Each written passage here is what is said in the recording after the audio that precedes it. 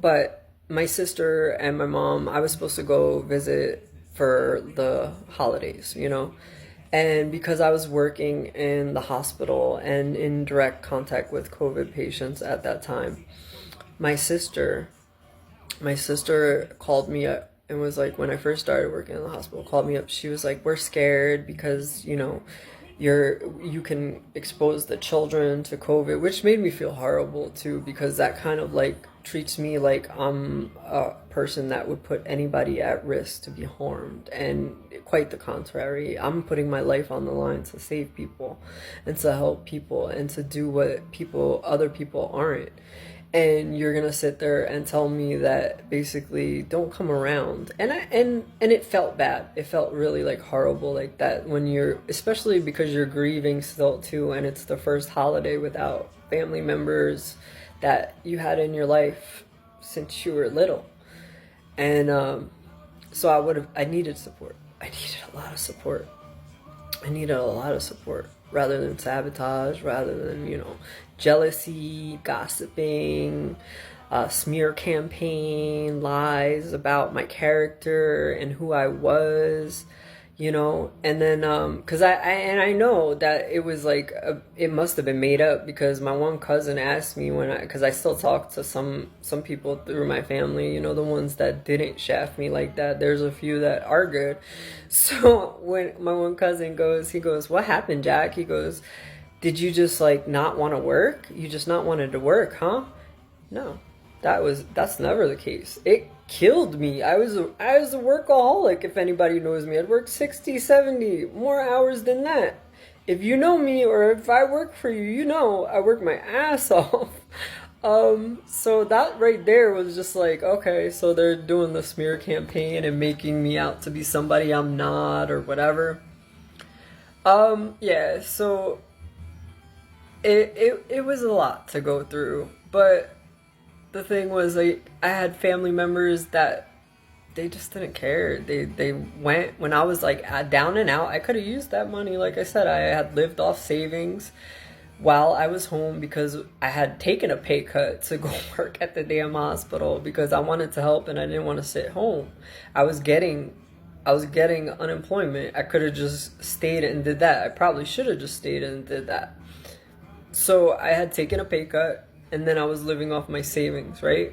A few times I had to do that. So my family was like, oh, well, why don't you just finally it comes to the fact to, oh, my family on my dad's side, my cousin, Natalie, goes, why don't you move into the apartment? The apartment's always still there for you. She goes, it's time to start living. Listen here, you little sick twit. Oh man, you got something coming for you.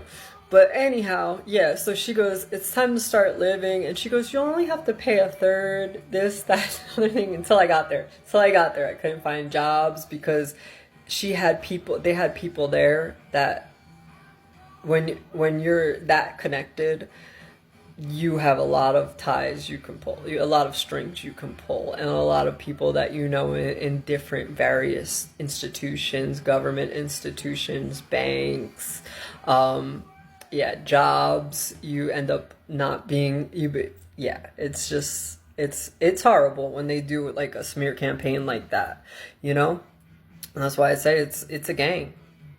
Blood in, blood out, man. Like that's exactly what it is. You're gonna get either you're gonna be like disappear or or you will not be able to like work. You won't be able to have like a bank account, all types of things. But yeah, so I moved out to Rhode Island, Massachusetts area, and I was there for like about a year. But I figured out, I think I just got out just in the middle of the night. I ended up leaving. My cousin had been sending her boy. It was like one thing after the other that was going on. I had broken into the one room. I was paying for the whole like apartment to where it was presented one way. It was like the old bait and switch. It was presented one way, and then after it was like, oh, I'm surprised all the electric was still on. I'm like, are you serious? You're kidding, right? And then it was just like every little thing, like just like they were everything getting thrown at me, thrown at me, so that I would do something like my aunt did. Because it's easier that way, you know. She went through so much. She was depressed, you know.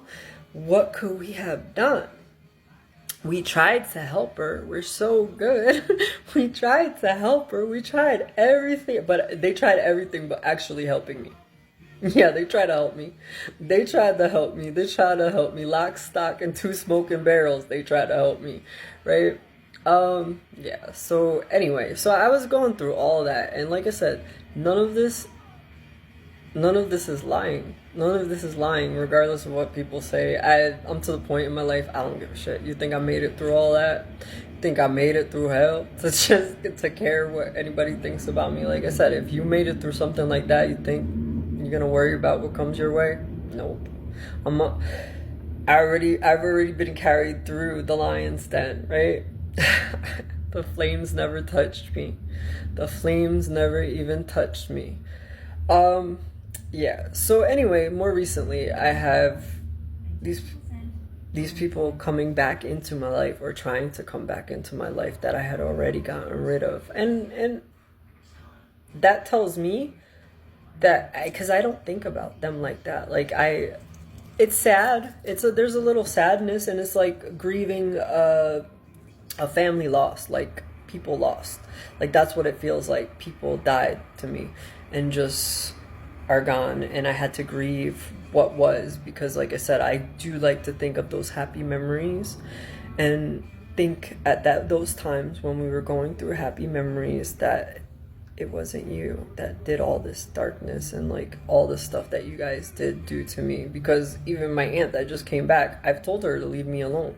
Leave me alone, because all you want to do is be nosy and go back and gossip about what's going wrong for me or whatever, and you don't need to have my name in your mouth ever again, because you guys act like it tasted so bad all the time, the way you would spew the venom at me, right? So there's no it's not necessary for you. My life is none of your business. Right? Go start a blog, go do a post about it. Post about whatever you want, tell them whatever you want, because like I said, at the end of the day, regardless of if it's true or not, everything comes out in the wash. And the fact that I'm still here, it says a lot. It goes against the campaign, you know, the lies that you told. Eventually you'll have to explain things. So please stop coming back. I don't want any of you in my life. I've made that decision. There were about 2 people that, if I'm not talking to you now, the door is not reopening for you, for my family members that looked the other way, that either made fun of me, thought it was funny. I was in a really horrible situation. And like I said, a few of you decided you were going to go help them instead of being my support. And now what is it? What is it? You see that I'm thriving, that I'm doing good, or you know what? You miss my light and you want to pull it for yourself because you can't generate anything for yourselves. You have been energy vampires throughout my life, sucking me dry, and I am finally able to grow and thrive, and you want to come back and sabotage me and pull more of my energy? I don't miss any of you. You miss me. I don't miss you. I don't want you in my life, and I definitely don't want your son in my life either. Do you understand me? Your son was okay with sacrificing me. He had me tagged to be taken, and wants to chalk it up to it's an addiction. I've had addictions. I would never have a family member tagged to be taken and trafficked. Never. And a good majority of times, I carried a lot of you on my back too. So when you go and tell them all the bad shit that I did, that you made up, please, make sure you pepper in all the good stuff that I did, how I carried you on my back while you were twisting knives into it. Some of it I knew about, some of it I didn't. But now, don't And you don't even say sorry. Like, what?